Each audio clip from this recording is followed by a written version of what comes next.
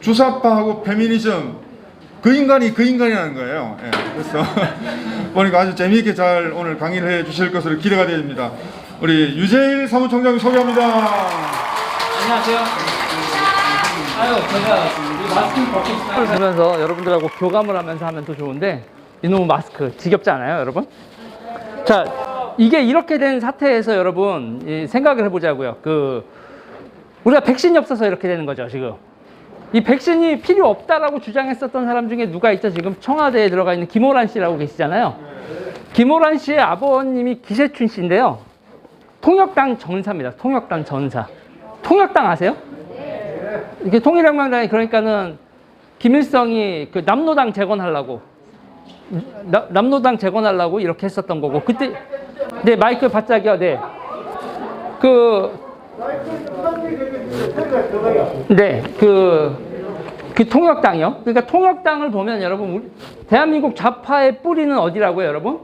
통역당입니다. 통역당은 김일성이 4.19 이후에 남로당 재건을 하려고 만들었었던 지하정부예요. 그러니까 그게 남로당이에요. 그러니까 이름은 계속 바뀌지만 기본적으로 다 남로당이라고 생각하시면 돼요. 그때 그 통역당의 대장이 누구였냐면 김종태라는 사람입니다. 김종태요. 지금 제가 요새 이제 여러 가지 묻고 다니는 것 중에 하나가 김종태의 부인이 어떻게 됐느냐. 아무도 몰라요. 12년형을 받았거든요. 그럼 12년형을 받았으면 감옥에서 나왔을 거 아니에요. 근데 그 이후의 행적을 몰라요. 그러면 거기서 그 통역당에서 여러분, 우리나라에서 알려진 인간 중에서 제일 유명했었던 사람이 누굴까요?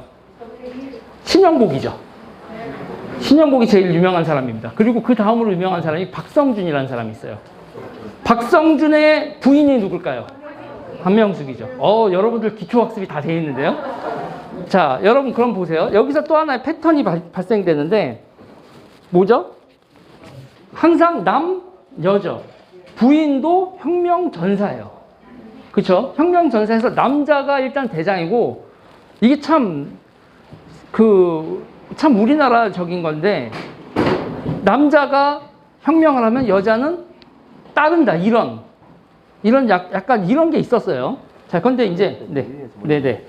이렇게 돼 있는 거에 대해서 설명을 할 거예요. 여러분 혹시 노동당 깃발 보셨나요? 노동당 깃발? 노동당 깃발에 뭐가 그려져 있죠? 횃불이요? 그거 횃불이 아니라 붓이에요, 붓. 그 붓이고요. 낫, 망치 이렇게 돼 있죠. 망치는 뭐의 상징이죠? 노동자죠, 노동자예요. 노동자고요. 그러면은 낫은요? 농민. 붓은요? 지식인이라고 합니다. 보통 지식인. 그래서 그런 걸 뭐라고 하냐면 노농학이라고 불러요. 노농학 혁명 주체 3대 세력이라고 부릅니다. 이해가 되세요? 그러니까 그러면 자 보세요. 노동자에 해당하는 게 그럼 단체가 뭘까요? 민주노총이죠. 농에 해당하는 거냐? 전농, 카농. 카톨릭 농민의 거기 두 개가 있죠. 그리고 또 하나가 이제 그러면 학에 해당하는 게 뭘까요? 그게 전대협이죠. 전대협. 그러니까 전대협. 옛날에, 그러니까 원래 지식인이라고 하는데 우리나라에서는 지식인의 자리에 학생들이 있죠. 그래서 그 사람들을 뭐라고 부르냐면 혁명 주체 3대 세력이라고 불러요. 그러면 그 다음에 그 혁명 주체 3대 세력을 보위하는, 서포트하는 사람들이 있어요. 그걸 뭐라고 부르면 그걸 부문운동이라고 부릅니다. 부문운동. 부분이라고 생각하면 돼요. 부문운동. 그러니까 쉽게 생각하면 서포터예요. 서포터. 도와주는 사람들. 그 도와주는 조직에서 보면은 제일 유명한 게, 지금은 현재로서 제일 유명한 게 뭘까요? 이거예요. 여성위원회. 여성위원회가 혁명 주체 3대 세력을 보좌하는 여러 가지 위원회 중에서 제일 지금 잘 나가는 거죠. 그러면 또 뭐 있냐면, 그러면은 문화예술위원회라고 있어요. 문화예술위원회에 해당되는 게 뭘까요? 네, 민예총 이렇게 되는 거죠. 민예총. 그리고 지금 이거 여성 부분으로 보면 여성단체연합은 본인들이 아니라고 기겁을 하겠지만 한명숙이 대장이었는데 자, 보세요. 이게 여러분 어떤 패턴인지 보이시죠? 되시죠? 이게 앞에서 이해가 안 되면 뒤에가 이해가 안 돼요. 자, 보면 그러면 우리나라 이제 처음부터 이랬던 건 아니에요. 처음부터는 이랬던 건 아닌데 항상 얘네들의 건이 뭐냐면 정교조도 처음부터 이러지 않았습니다. 다 먹는 거예요. 원래 주사파들이 아니에요. 원래 주사파들이 차려놓은 밥상이 아닌데 남이 차려놓은 밥상을 뺏어 먹어요.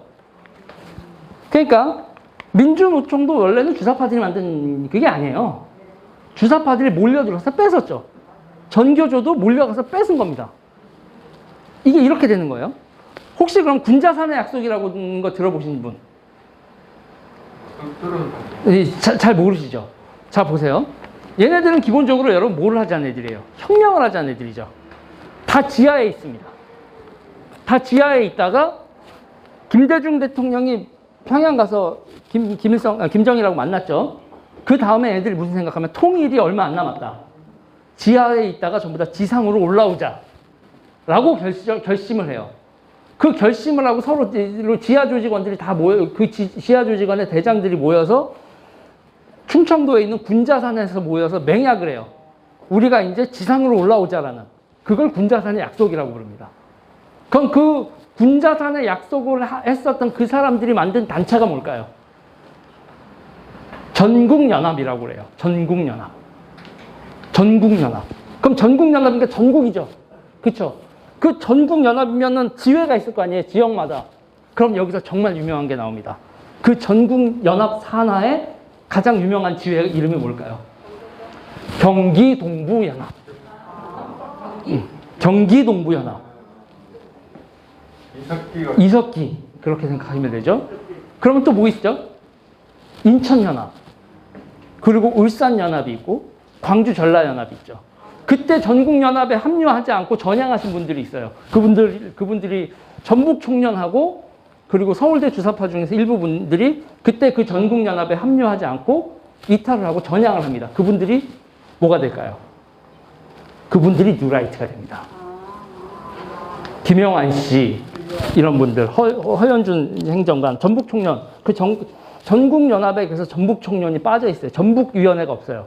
광주 전라연합이 있는데 전북이 허연준 행정관과 그런 분들이 이탈해서 전향을 했죠. 그리고 박근혜 정부의 일원이 되시기도 했고. 이게 여러분, 그러니까 대한민국의 좌우를 이해하는데 전부 다 뭐가 등장하죠? 전국연합이 등장하죠.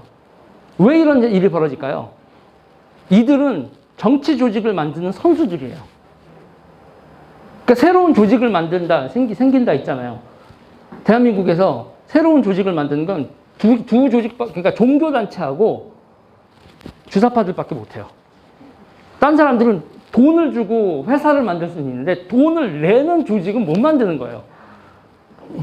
그러니까 우리는 이렇게 시주하고 헌금 내서 조직을 만들지 거기서 돈 받는 조직이 아니잖아요. 내가 거기 가서 돈을 내는 조직이잖아요.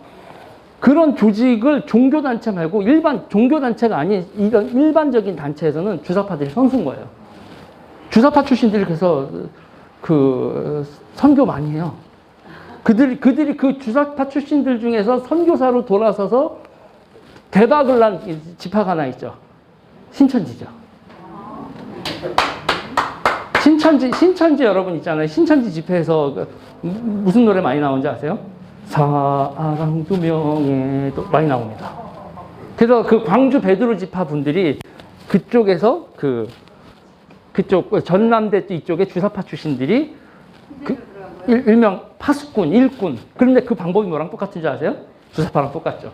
제가 뭐라고 했어요? 주사파들은 기본적으로 조직을 만들기도 하지만 남이 만들어 놓은 조직을 먹어버린다. 우르르 몰려가서.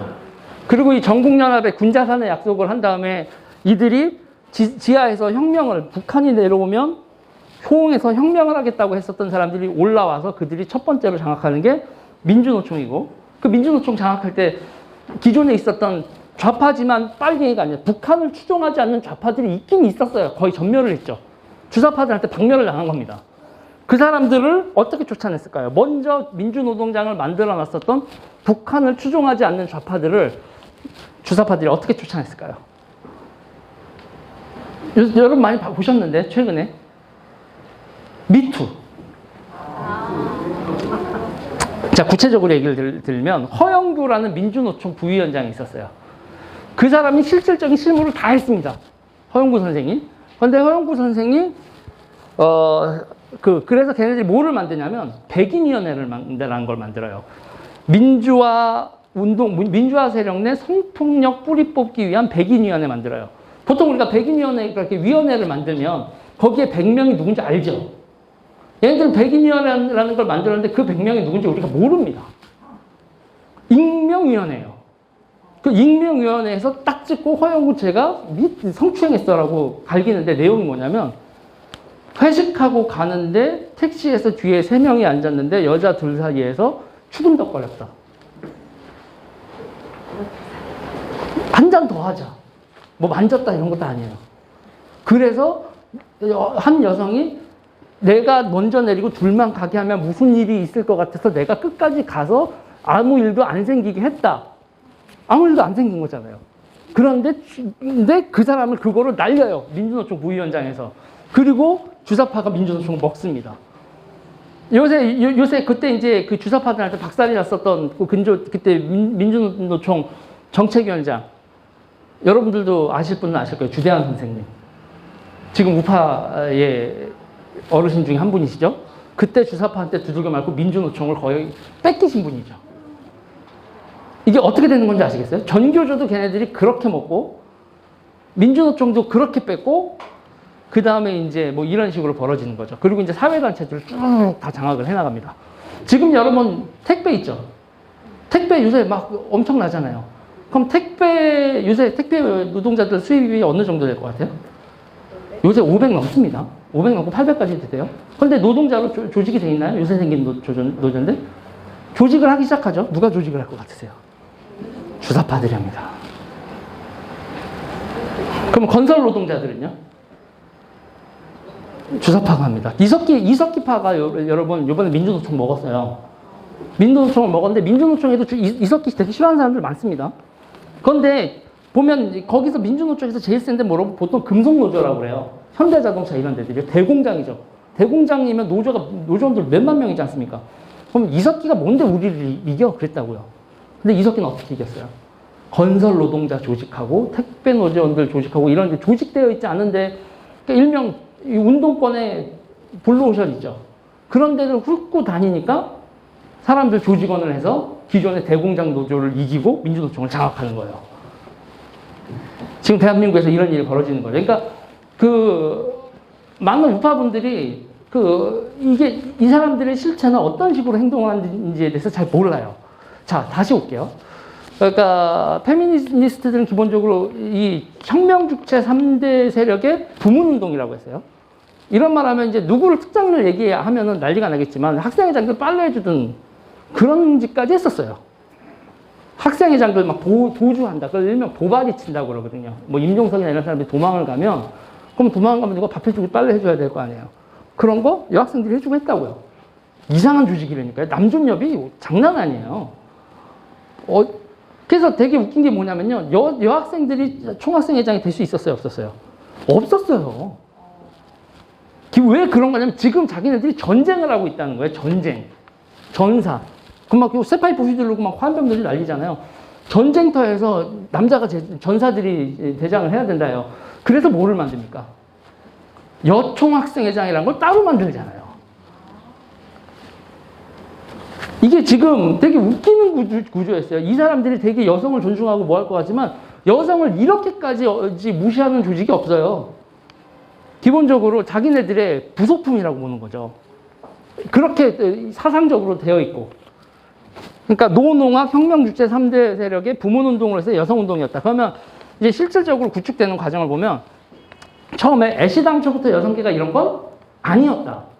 근데 이걸 어떻게 되냐. 그러면 우리나라 여성계의 시작과 또 같은 존재가 누구냐면 이태영 박사 들어보셨나요?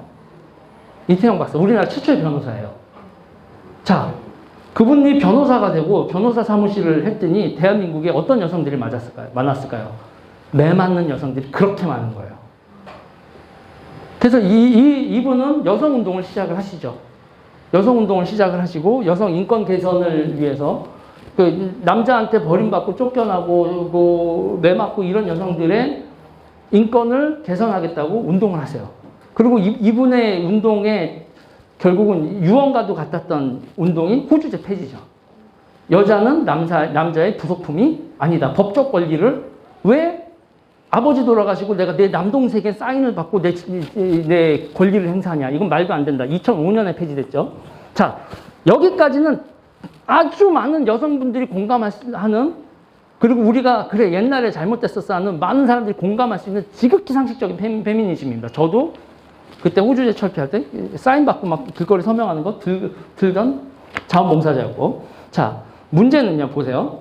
이태영 변호사의 남편이 정일영 박사죠. 그리고 이 두 분과 또 한 커플이 있어요. 이희호, 김대중 커플. 그러니까 남자, 여자 이렇게 돼 있는 그 명사들 집단. 그러니까 이 네 명이 대한민국 페미니즘과 여성운동의 강력한 후원자들이에요. 그런데 여기서 실제로 대한민국 여성운동을 이게 토대를 만든 사람은 실무자이죠. 그럼 우리도 보면 이제 막 위에 이제 명사들 이렇게 있지만 교수님들 이렇게 이제 실제 일하는 사람 있잖아요. 일하고 빨빨거리는 사람도 따로 있잖아요. 이렇게 이희호, 김대중, 이태영, 정일영이 이렇게 받쳐줄 때 밑에서 일했던 가장 상징적인 사람이 이효재 선생님이라고 있어요. 이효재. 그러니까 이대에서 여성학을 만든 교수님이죠. 얼마 전에 돌아가셨고, 작년이죠? 작년에 돌아가신 이효재 선생님이 있는데, 이효재의 제자들이 지금의 페미그룹이 되는 거예요. 근데 이효재의 그 당시에는 이제 학과가 생기기 전에 동아리가 있잖아요. 그 동아리가 뭐 있었냐면, 2대 동아리 세월이었을 거예요. 새로운 정신. 그런 동아리 이름이 세월인데, 거기하고 그게 뭐 자기네들이 스터디하고 뭐를 한다고 했는데, 거기서 가장 이 대한민국 정치에 중요한 일을 하는 건 서울대 운동권 남자들이랑 결혼을 합니다. 서울대 운동권, 거기서 이제 뭐 제일 이제 유명한 커플이 김근태, 인재근 커플이죠. 지금 인재근이, 그러니까 지금 여러분이 여성운동에서 이제 인재근 의원 저 아주 싫어할 텐데, 그런데 그분이 맨날 하는 얘기가 있었어요. 나는 김근태 안 사람이다 보통 그러잖아요. 내가 왜 안 사람이야? 내가 바깥 사람이지. 내가 밖에서 일하고 다 다니는데.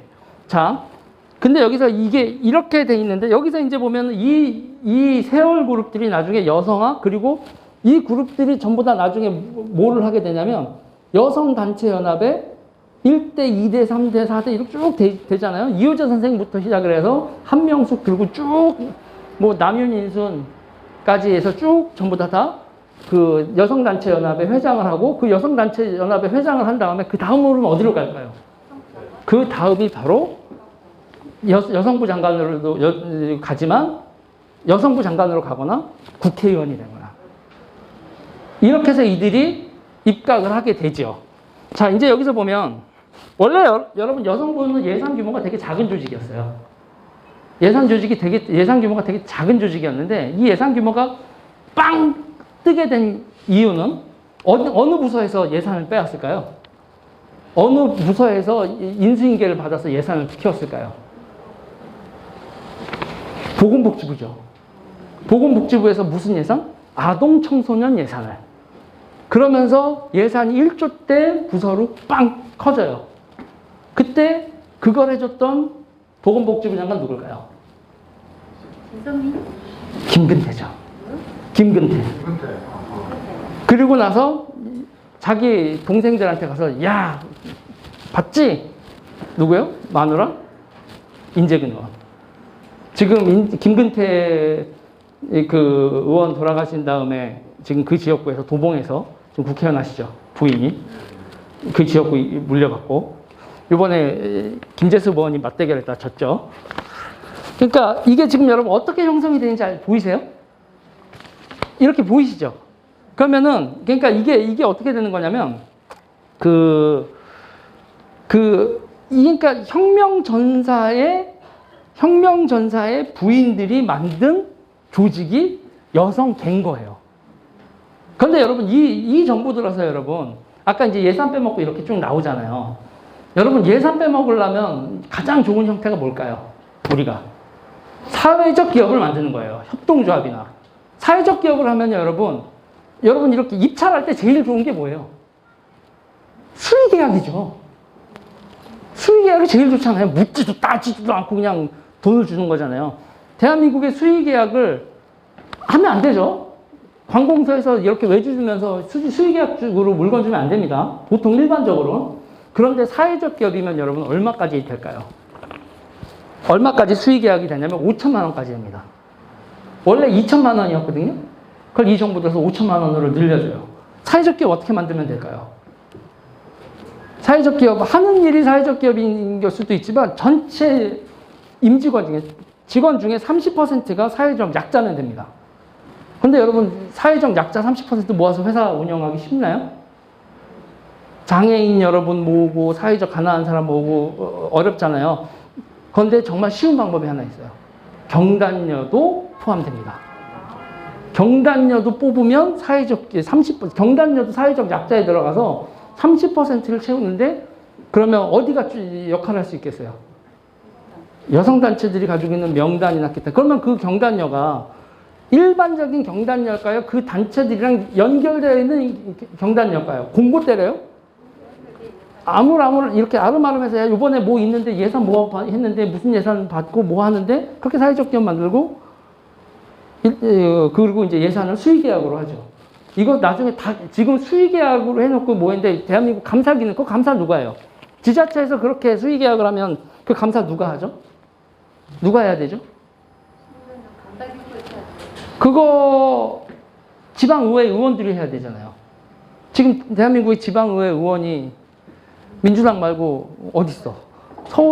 서울에 여러분 서울에 지방의회 있잖아요. 서울시의회요. 민주당이 요번에 이제 보궐선거하고 해서 좀 바뀌었지만 저번 지방선거 때 102대 8이었습니다. 102, 민주당이 102명, 국민의힘이 6명, 그때는 자유한국당이었죠. 6명, 민생당 1명, 정의당 1명, 102대 8, 110명 중에서 102명이 민주당이었어요. 감사가 될까요? 여러분 여기서 지금 한 50분 이하로 있을 텐데 여기서 3명이 나머지 47명이 같은 편이고 3명이 다른 편이야. 3명이 이 47명이 야 이러는데 자기 목소리 낼까요? 쉽지 않은 얘기죠.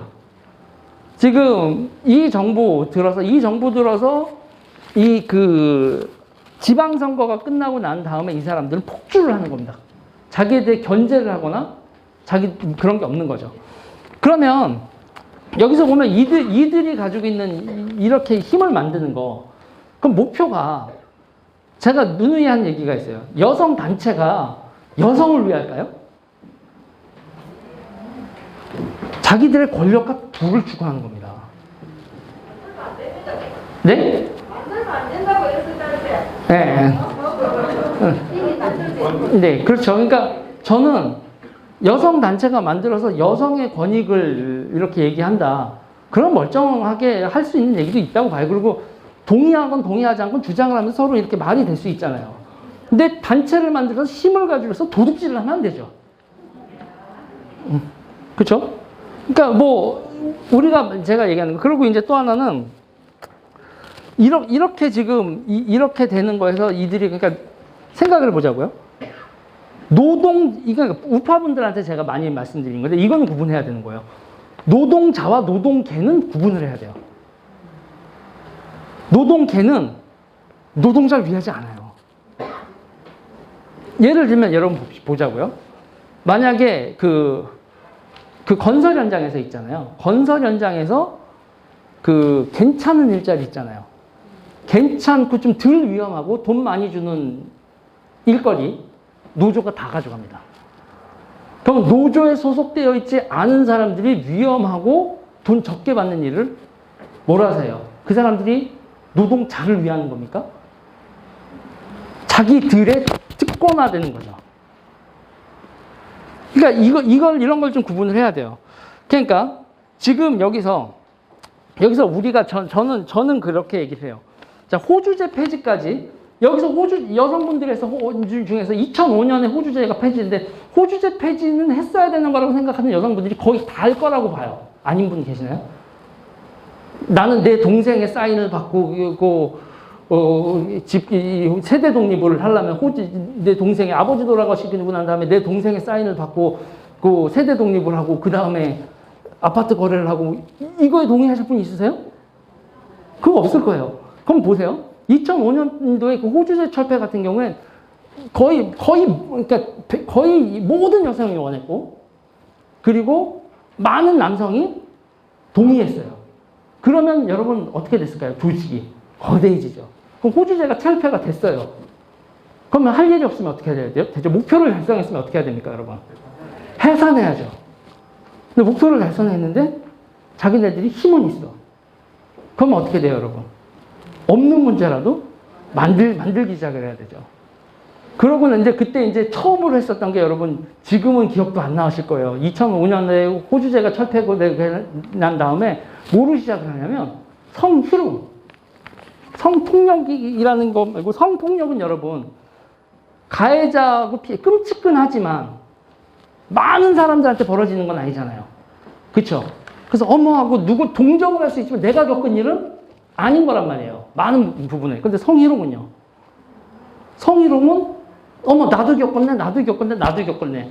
그러니까 어떻게 되는 거냐면 호주제는 거의 모든 사람들의 동의를 얻었던 거였기 때문에 계속 거의 모든 사람들의 동의를 얻는 무언가를 발굴해내지 않으면 자기네들 조직은 해산해야 되고 후원금이 줄어드는 거예요. 그럼 어떻게 돼요? 후원금이 줄어들면 그리고 여기서 호주제가 2005년에 철폐되고 김근태 장관이 여성가족부의 예산 이렇게 넘겨주는 게 딱 그 시기가 겹치죠. 후원금이 끊기면 어디서 조직을 운영하면 된다? 나라 돈으로 운영하면 된다. 자, 그러면 여러분 보세요. 각종 모니터링 사업이나 기타 등등을요, 여성들이 독점하고 있는 사업들이 있어요. 이 정치판에 가서 보면은, 뭐 하다 보면, 그런 식으로 되면서 자기 조직을 사수하기 위한 혈투가 벌어지는 거예요. 그리고 계속 뭔가 강조하고, 그러고 이들이 성희롱으로 갔다가, 그 다음에는 또 뭐로 가냐면, 그러면서 일상에서의 성문제, 뭐 이런 식으로 가다가, 이제 2010년대부터 슬슬 나오다가 지금 대박이 난 게 있죠.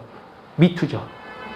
미투도 미국에서 터졌죠. 미국에서 터졌고 그런 권력자들을 보면 정말 사악한 남자들이 있다고요.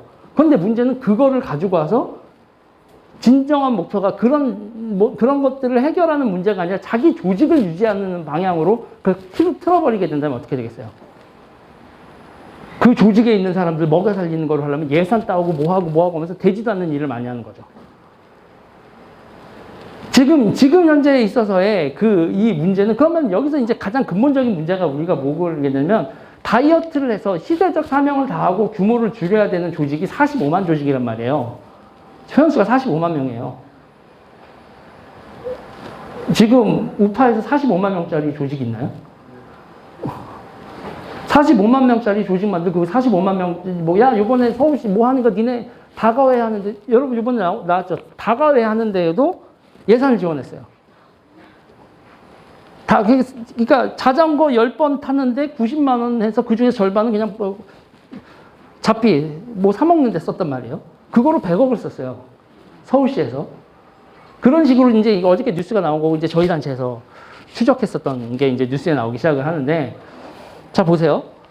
그러면 이게 뭐가 되냐면, 여러분, 이게 되게 웃긴 게 있어요. 이건 이념이고 뭐고 해서 인간의 보편적인 건데, 영국이 있죠, 영국. 영국이 세계 제국이었잖아요. 세계 제국이었다가 2차 세계대전에 몰락을 했잖아요. 전함이 다 없어졌어요. 근데 전함을 관리하는 부서는 안 줄었어요. 시대적 사명을 다하면 조직은 여러분 없어지거나 축소돼야 됩니다. 그런데 조직이 살아남기 위해서 나라에 기생을 하는 거죠. 그리고 그 기생력을 유지하기 위해서 어떻게 한다고요? 그리고 정치에 들러붙고. 그러면 여러분, 그렇게 정치에 들러붙고 기생충들끼리는 싸울까요? 안 싸울까요? 싸우죠. 지들끼리 싸웁니다. 돈하고 싸워요. 그러면 그 싸우는 거를 이렇게 질서를 만들어야 되고, 그래도 우리가 남이가 우리가 하나다라고 얘기를 해야 되는 게 있죠. 그 대한민국 민주당 세력들하고 이 주사파 세력들 다 이념이고 뭐고 많이 잊었다고 하더라도 이 인간들이 공통으로 행동을 할 때는 결국은 뭘 얘기할 수밖에 없어요. 남북 평화를 얘기하죠. 우리가 다 남북 평화를 얘기하는 인간들 아닌가? 응? 응? 우리가 이렇게 뭉쳐 있어야 우리가 돈을 벌고 우리가 부자가 되고 우리 조직이 세져야 남북 평화가 이루어지지. 우리 조직이 약해지면 보수한테 다 먹혀. 우리가 돈 먹는 건 착한 돈 먹는 거야. 이상한 멘탈 상태죠. 이상한 멘탈 상태인 겁니다. 그리고 이 나라는 잘못됐어. 친일파 새끼들이 나라를 만들었어. 그럼 박정희는 친일파야. 이 토착애구들이야. 이렇게 얘기를 하죠. 황당한 얘기입니다.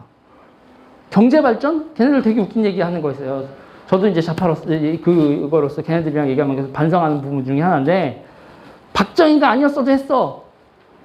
지금 하는 꼬라지를 보면, 박정희가 아니라 니들이 했으면 나라 필리핀 꼴 났겠다. 응? 니들이 하는 꼴을 봤으면. 응? 그리고 여러분, 일본하고 사이가 안 좋았으면, 니들 같이 해서 일본하고 사이가 안 좋았으면, 일본이 우리한테 투자를 했겠다. 지급 보증을 해주고. 우리가 해외에 무역을 하려고 해도, 돈을 줄지 않을지, 가난한 사람이 괜찮아요. 우리가 무역 대금을 할 때도 일본의 지급 보증을 받고, 일본의 그 은행들의 그걸 받고 처음에 시작을 했었던 나라인데, 그걸 극복한 게 2000년대나 가야. 그러고 한 몇십 년 살았는데, 걔네들이 가난한 시절이라도 승질 부룩부룩 내지, 이것들 토착하고 그러지. 일본하고 협력이나 미국하고 협력을 했겠어요? 그쵸? 여러분, 그러면 얘네들의 사고방식을, 얘네들의 어렸을 때의 사고방식 보자고요. 혁명을 한다고 하잖아요. 혁명. 자, 우리를 뭐라고 얘네들이 불러요? 주사파들이. 우리를 무슨 나라라고 불러요? 우리 식민지라고 불러요. 식민지. 웃기는 거죠. 그리고 미국은 우리를 지배하는 새로운 제국.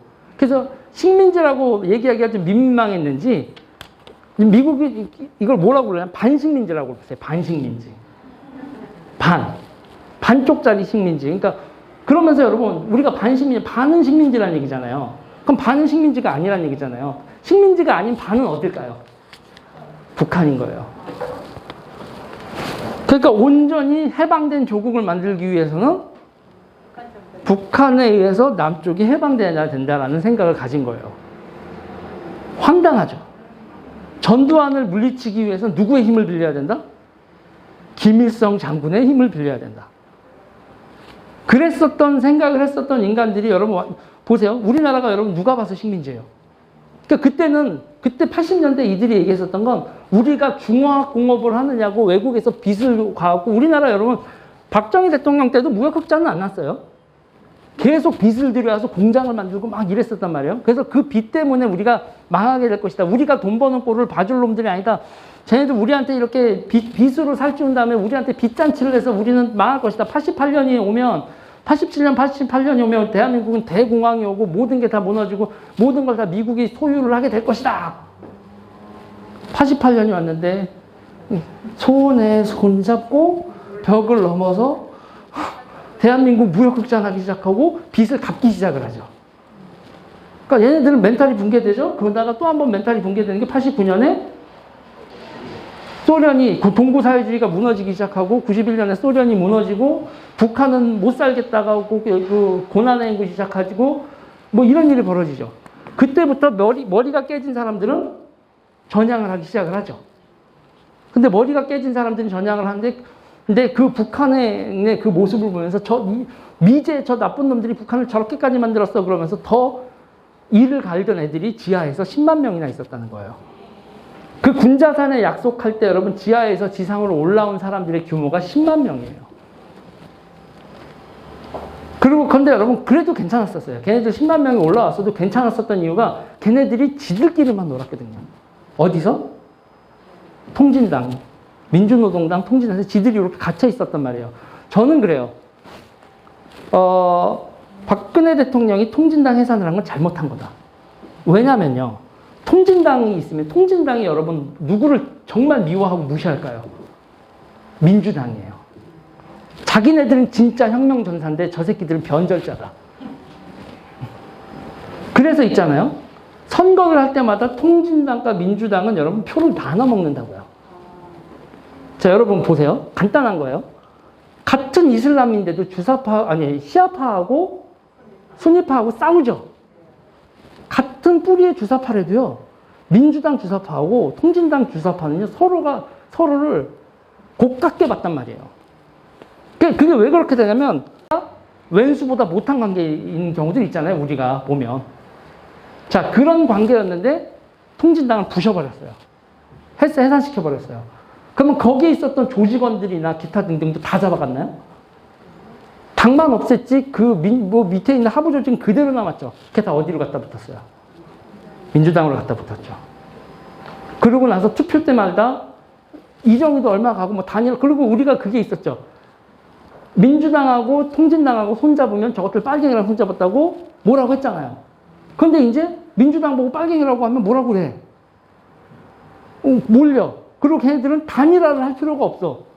단일화를 하면 얘네와 얘네가 단일화한다고 논의나 되는데 이제 단일화도 안 돼. 그리고 표가 그냥 모여져 있어. 그러니까 정치의 기본적인 게 이거잖아요. 디바이드 앤 룰이라고 하잖아요. 영국이 인도 같은 데 지배할 때도 이슬람하고 힌두교랑 갈라놓고 수니파, 시아파, 내 적은 어떻게 만든다? 갈라놓고 그러니까 서로 지들끼리 싸우게 만들지 하나로 뭉치지 않게 한다는 거죠. 지금 우파가 이렇게 밀리는 건 박근혜 대통령이 통진당을 없애면서 쟤네들 하나로 만들어 줘버렸다고요. 쟤네들을 통일시켜 줘버렸어요. 단일대우로 만들어버리고, 그 다음에 그 많은 선수들이, 그러니까 임종석이 민주당에 왔을 땐 조직은 다 조직을 두고 오는 거란 말이에요.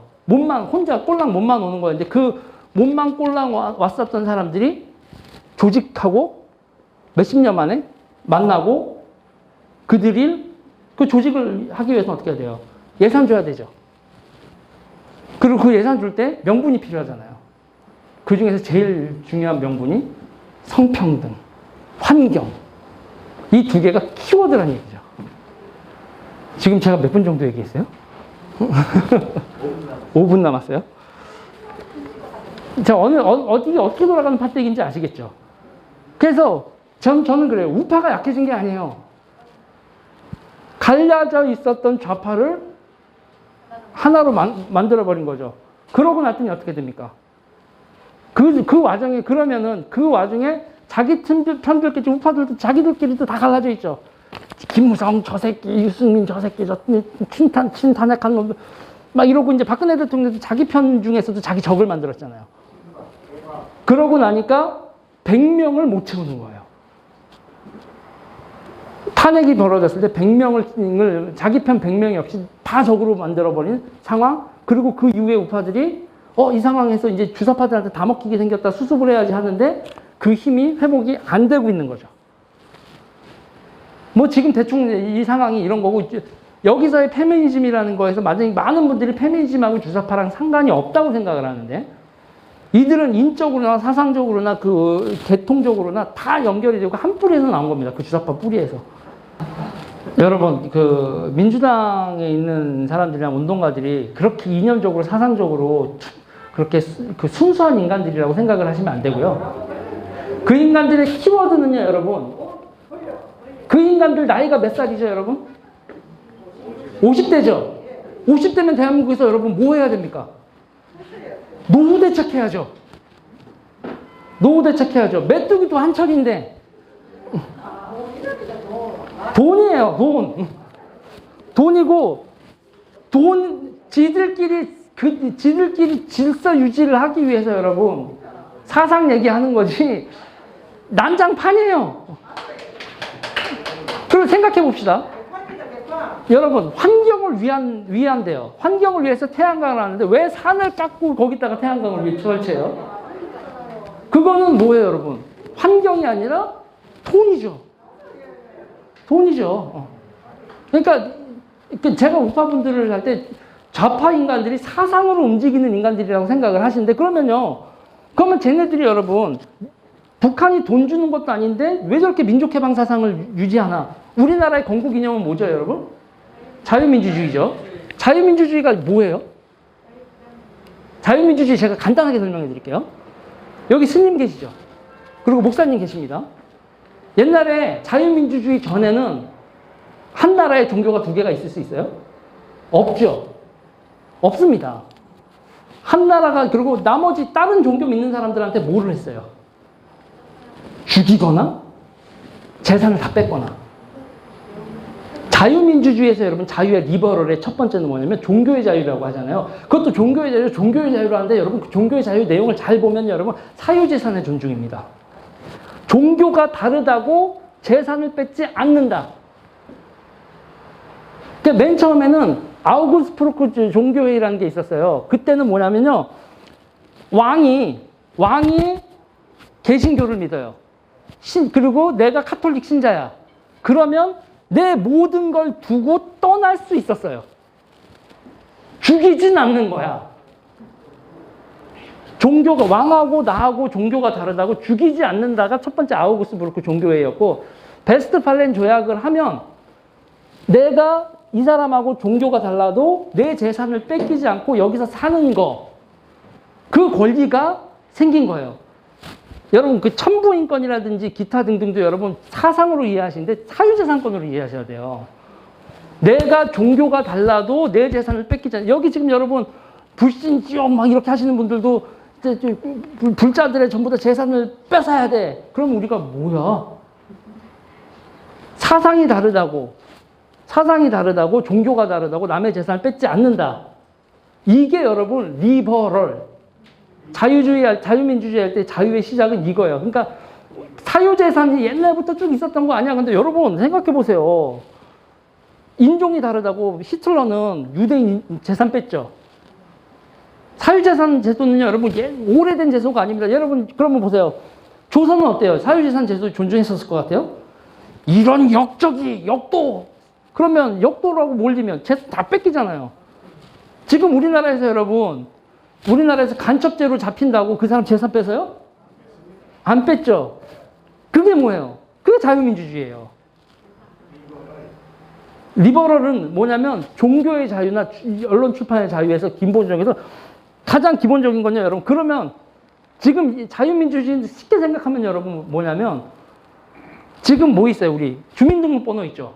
주민등록 가지고 있으면 재산을 등기하죠. 근대 국가가 자유민주주의 국가 전에는 내 재산을 어디다 등록을 해요? 등기가 없다고요. 등기가 없으면 사유재산자가 무슨 의미가 있어? 은행 계좌가 없으면 내 재산이 어디 있는지 얼마가 있는지 어떻게 알아? 금융업과 등기제도 그리고 여기 지금 거버넌스라는 게 나오는데 거버먼트의 생성을 할 때부터 자유민주주의란 말이에요. 그러면 자유민주주의 전에는 교회에서 있죠. 태어나면 너는 교구에다 등록을 하는 거예요. 너는 우리 교구의 누구다. 그때 카톨릭이 마리아다 뭐 이렇게 이 세례명 주면서 그렇게 등록을 했는데 그걸 전부 다 이제 사람의 자기의 중거성이 어디로 움직여요? 국가로 움직이죠. 그래서 거버먼트. 근데 그 거버먼트가 생겼는데 그 거버먼트가 다시 독재자가 나와서 내 재산이나 모든 권리를 다 무시할 것 같아. 그러니까 어떻게 돼요? 권력 분립을 하죠. 삼권 분립을 하고 그 모든 게 권력자가 나타나서 네가 갑자기 너는 유대인 새끼야 내지는 너는 뭐야 넌 종교가 나랑 달라 이런 이유로 모든 걸 다 무너뜨리는 걸 서로 막는 거죠. 그게 자유민주주의인 거예요. 그게 자유민주주의. 그런데 여러분 주사파나 기타 등등은 어떻게 되죠? 그 사유재산은 재산 가진 놈들의 정치야 이건. 사유재산권을 부정을 하죠. 그러고 모든 사람들이 평등한 세상 만들 거야 라고 얘기를 하잖아요. 그렇게 생각하는 걸 무슨 사상? 공산주의 사상이라고 하고 그 중에서도 노동자 중심이 아니라 민족 중심으로 생각하는 거. 그걸 뭐라고 불러요? 그걸 민족해방 사상이라고 불러요. 자, 민족해방 사상으로 국가를 세운 나라 어디? 북한. 또 하나. 중국. 또 하나. 베트남. 그쵸? 자, 우리나라의 민족해방 사상을 가졌던 인간들은 시간이 지나가면서 개코도 아니고 그냥 미국 질서다 했죠? 걔네들이 지금 힘을 다시 받는 게 민족해방에서 북한의 지원이겠어요? 중국의 지원이겠어요? 지금 미국하고 싸우는 나라가 어디예요? 중국이죠. 지금 이게 우리나라 정치를 여러분, 그러니까 다시 조선 말이나 글로벌하게 봐야 돼요. 우리 정치, 우리 안에서 여의도에서 지들 치고 받고 하는 거는 우리나라의 정치에서 별로 중요한 게 아니에요. 요번에 이제 이준석이 싫으신 분들도 많을 거지만, 근데 이준석이 이렇게 됐잖아요. 이준석이, 이게 무슨 현상이야 하는데, 여의도나 신문에 나온 얘기로는 세상 밖에 또 다른 얘기가 있었던 거예요. 그러니까 지금은 세상이 대단히 급변하고 있는 세상이고, 우리가 정치를 이해할 때 기존에 있었던 신문에서 얘기하던 그런 말랑말랑한 얘기들은 얘기로는 한국에서 벌어지는 정치를 이해할 수 없는 상황인 거죠. 여러분, 간단하게 생각해 보죠. 지금 좌파가 왜 세요? 아까도 말했지만 좌파란 인간들이 다 모여 있죠. 합쳤잖아요. 다 합쳤죠. 그리고 뭐 이재명, 문재인 싸우는 것 같은데도 그거 여러분 정리됐죠. 지금 민주당에서 뭐 이재명 뭐 끌어내리려 그런 움직임이 있을 수 있을까요? 나머지 갖다 찌부러졌죠.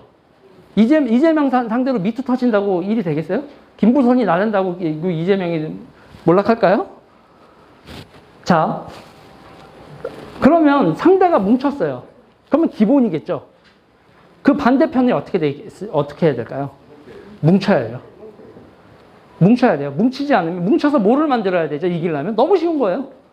50.0001%를 만들어야죠. 저쪽을 49.999를 만들어야 되고. 뭐 60으로 이기나, 60대 40으로 이기나, 51대 49로 이기나, 이기는 거 똑같죠. 그쵸? 근데 지금 상태에서 저는 대단히 우려해요. 우파가 뭉칠 수 있을까요? 지금 뭐 우파 유력 후보 누구 있죠? 일단 윤석열 총장이 우파 후보인지도 모르겠죠. 그리고 홍준표 후보 있죠. 또 누구 있을까요? 넘버 3라면 안철수 이렇게 1, 2, 3잖아요. 그러니까 지금 보세요. 그러니까 1, 2, 3가 요 정도고, 그러면은 지금 그러니까 지지율 순서로 얘기한 거예요. 지금 여론조사할 때 제일 높게 나오는 게 민주당 아닌 쪽에서 윤석열이고 홍준표고 안철수고, 그 다음에 또 누구 있을까요? 유승민 정도 있을까요? 최재형 감사원장. 그럼 최재형 감사원장도 진짜 또 하나 물어보자고요. 우파 후보 맞아요?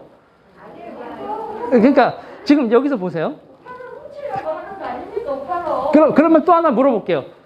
우파의 기준을 뭐로 세울까요? 대한민국에서 우파가 뭐예요?